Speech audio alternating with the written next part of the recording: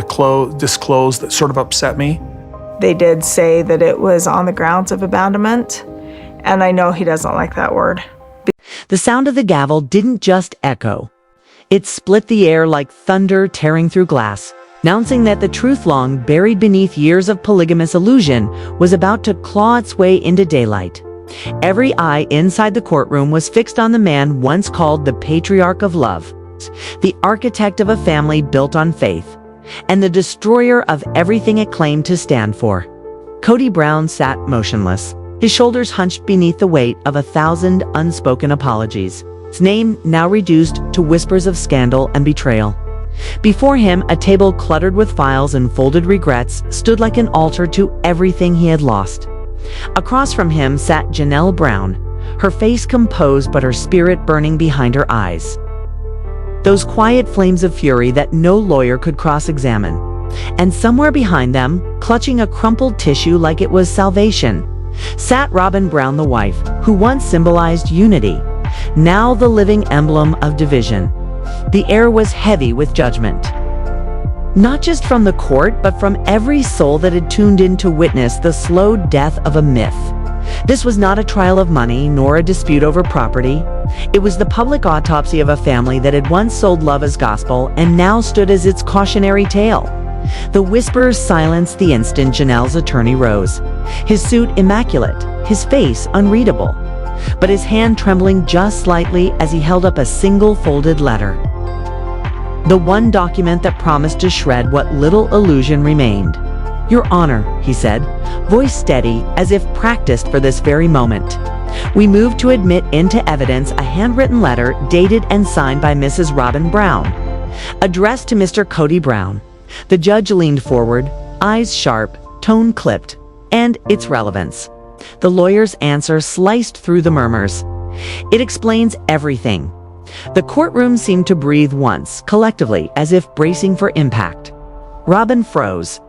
Kody's face drained of color. Janelle's chin lifted just slightly, as if years of doubt had suddenly found proof. The letter was unfolded carefully, like a relic, its yellowed edges whispering secrets from another time. When the attorney began to read, the sound of his voice cut through the stillness like a scalpel. "Dear Kody," it was the beginning of the end. Each sentence dripped with confession and resentment. Robyn's looping, cursive bled longing and manipulation all at once. "I don't know how much longer. I can pretend everything's fine. I belong to you, not them." Her plea was clear, selfish, and raw. The words, "If it's me or them, please choose peace. Please choose me," hung like a curse in the air. Gasps rippled through the room. Even the judge shifted, visibly uncomfortable. Janelle's attorney finished reading, his expression grave.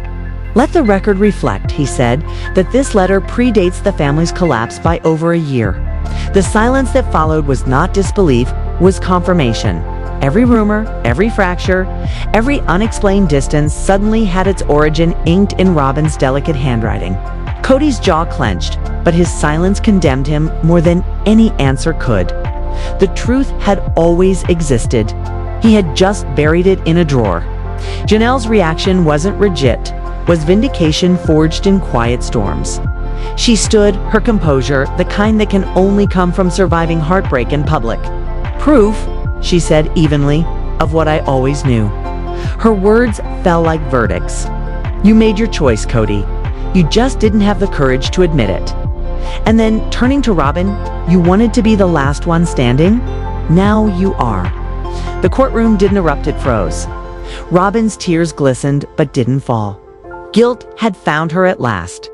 The judge called for order, but the word itself felt meaningless. The truth had already taken control of the room. What followed was no longer lit, was reckoning. Robyn rose next, voice trembling yet deliberate, a woman cornered by the ghosts she created.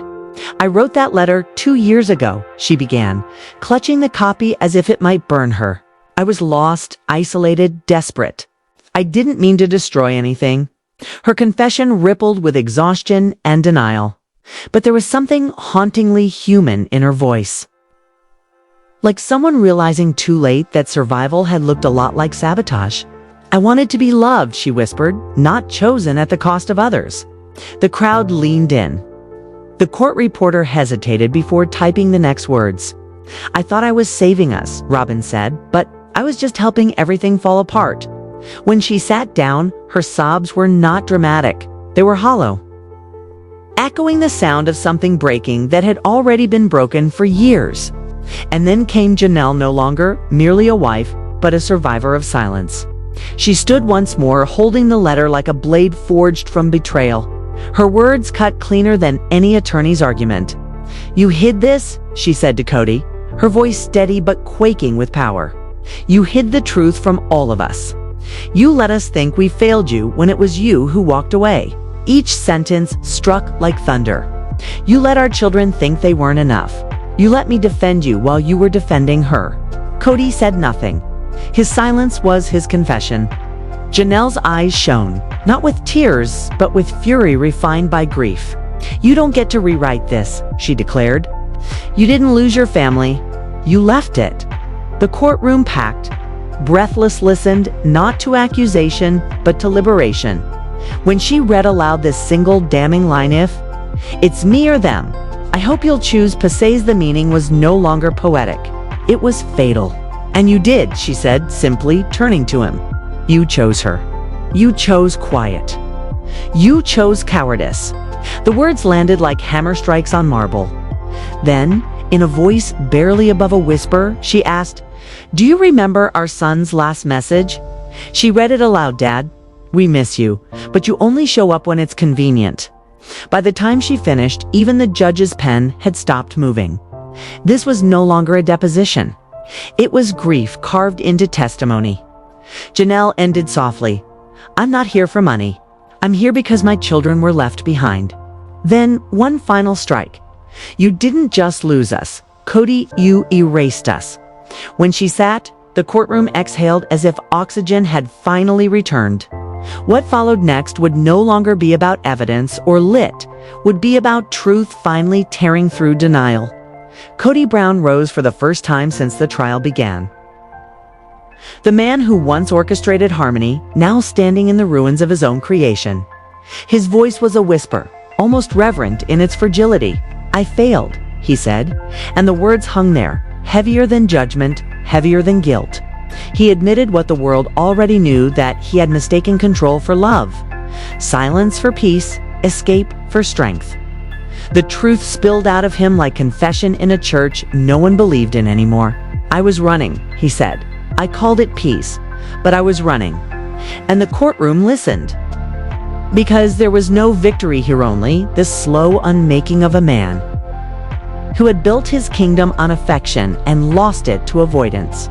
Kody's voice cracked as he spoke of Garrison, of absence disguised as faith, of love rationed and misunderstood.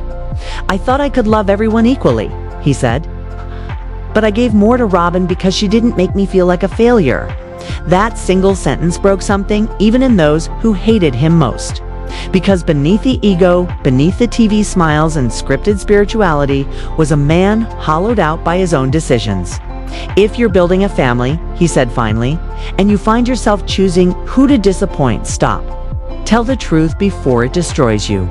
It was both confession and eulogy, not just for him, but for the family he'd ruined. When the judge's gavel finally fell, it didn't sound like justice, it sounded like burial. The verdict was balanced, fair, clinical.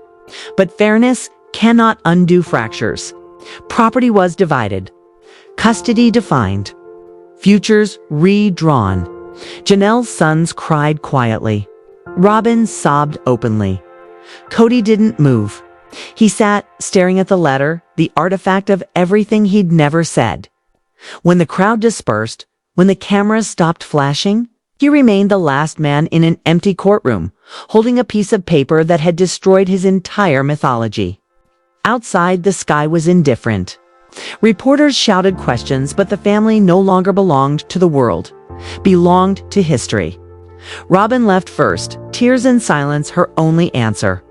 Janelle followed, steady, unbroken, her strength not in vengeance but in truth finally spoken aloud. And Kody, he stayed. Alone, a man once worshipped as a symbol of plural love. Now just another casualty of secrecy. He descended the courthouse steps, the letter in his hand, and for the first time, no one followed. No wives, no children. No cameras that mattered. Only echoes. And maybe, in those echoes, the faintest trace of the man he once pretended to be. The faintest trace of the man he once pretended to be. Silence has a sound, and for Kody Brown, it came in echoes, footsteps fading down courthouse marble, reporters calling names he no longer answered to, and the hollow whisper of a door shutting on a life that used to feel infinite. The cameras were gone, but their ghosts lingered. Every flashbulb, every headline, every fan who once called him the man of faith and many loves had turned into a mirror reflecting what he didn't want to see. Outside the courthouse, autumn wind tore through his hair, scattering the last fragments of the world he'd built. Once that wind had carried laughter children running through Utah's red dust yards. Wives smiling in coordinated confessionals, beliefs stitched together by cameras and devotion. Now it only carried judgment. He didn't walk toward his car. He drifted as if gravity itself had abandoned him. The letter, folded and refolded, remained clutched in his palm like a wound he couldn't cauterize. Back in the quiet of his apartment because it wasn't a home. Not anymore, he placed the letter on the kitchen table. It looked smaller there, harmless, like any scrap of paper could ever be. Yet it pulsed with history. Around him, the walls still held echoes of conversations he wished he could unhear. Janelle's calm rage, Robyn's trembling apologies, the ghost laughter of children who no longer called.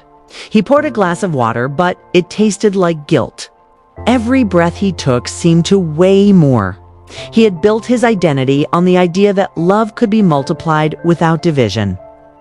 That affection was a resource that never depleted. But he'd been wrong. Love wasn't arithmetic, was chemistry. You can't divide it without changing what it is. For days, Kody avoided calls, ignored texts, and refused interviews. TLC producers left messages asking for a statement, something authentic but redemptive. He laughed bitterly. Authenticity had cost him everything. Redemption was too expensive to buy back. He stared at his reflection in the dark TV screen, the same screen that once made him a household name, and wondered when he had stopped recognizing the man on the other side. Maybe it was the first time he told Janelle he just needed space. Maybe it was when he told Robyn she was different. Maybe it was every time he preached unity while secretly rehearsing escape. Whatever moment it was, he realized it had been televised and the world had watched him lie beautifully. Meanwhile, Janelle didn't retreat into silence. She rose.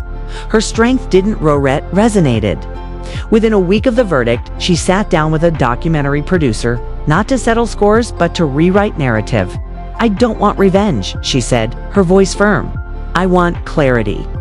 Her story aired online, and within hours, millions watched.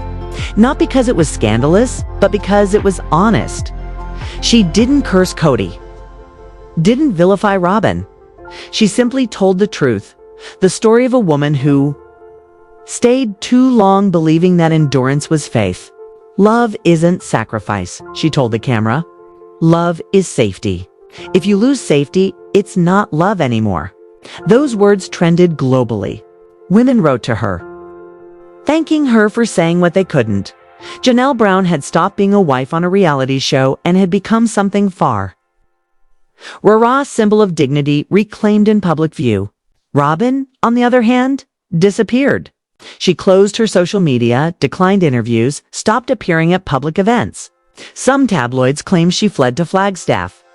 Others said she joined a retreat in Arizona to heal spiritually.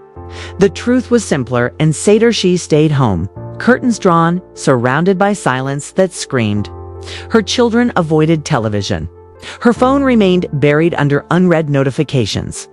The same letter that had once been a plea for love had become her scarlet signature of betrayal. Late at night, she'd unfold a copy of it and whisper apologies to no one. "I never meant for it to end this way," she told the empty room. But apologies, once spoken too late, lose their weight. They become echoes. Christine Brown, watching it all unfold from afar, felt both sorrow and satisfaction. She had walked away years before, when the cracks were whispers and not headlines. But she knew this day would come. Truth, she told a friend over coffee, always arrives late, but it never forgets the address. She didn't celebrate Kody's downfall, she mourned it. He was a man who wanted to be everything to everyone, she said softly. He just forgot to be someone to himself. Yet even Christine couldn't help but feel that the court had given Janelle something priceless, a public acknowledgement of what they all suffered in private. The sister wives, once bound by shared faith and fractured affection, had finally found peace in separate silences. Back in Kody's apartment, the night dragged on in shadows. He tried praying, but the words sounded mechanical, hollow. "Heavenly Father," he began, then stopped. What could he ask for?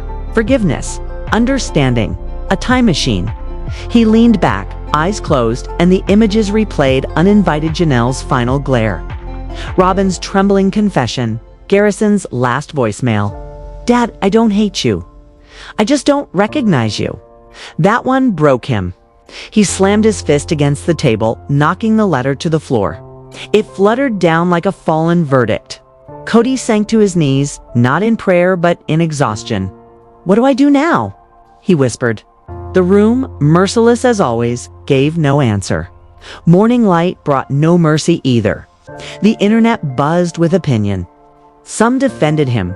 He's human. He made mistakes. Others crucified him. He deserves everything coming. But the truth was quieter. Kody wasn't a monster. He was a man who believed he could manage hearts like schedules. Who thought control was compassion? Who confused leadership with love? And the tragedy wasn't that he fell, it was that he didn't know he was falling until the ground rose to meet him.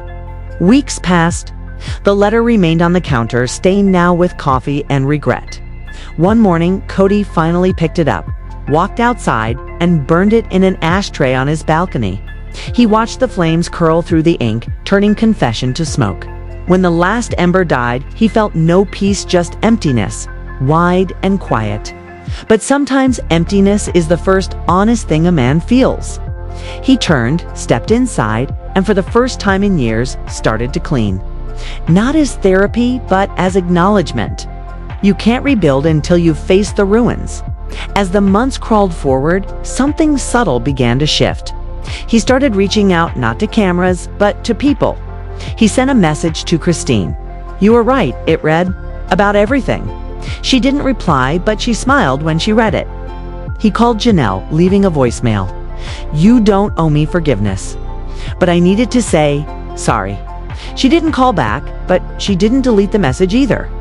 Even Robyn, isolated in guilt, began writing letters she'd never send. Letters of accountability, not defense. In her own way, she began to understand that remorse isn't about being forgiven. It's about owning the harm without expecting healing in return. The family that once stood as a portrait of plural harmony now existed only as individuals learning solitude. The Brown mythology had collapsed, but from its ashes, something fragile yet honest emerged. Kody started volunteering quietly, anonymously at a counseling center. He didn't speak about his past. He just listened. "It's strange," one counselor noted. "He gives advice like someone trying to hear himself." Maybe that's exactly what he was doing. Janelle, meanwhile, wrote a book. Silent Strength, Choosing Truth Over Togetherness. It wasn't a telelit, was a map of rediscovery. She wrote about how silence can become a cage. How love can twist into obligation. How truth, even when it hurts, is the only foundation that doesn't crack under scrutiny. The book soared, not because of scandal, but because of sincerity. Women found courage in her calm. Men found reflection in her restraint. And Kody, reading it in private, underlined one sentence: "You can't fix what you pretend isn't broken." He circled it 3 times. By the end of that year, the world had moved on to other dramas. The internet's appetite for chaos had shifted elsewhere. But for those who lived it, the storm never truly ended, just became weather. Janelle rebuilt her peace. Christine nurtured her independence. Robyn learned silence without self-pity. And Kody, he learned humility the way one learns a foreign language, slowly, painfully, and with constant mistranslation.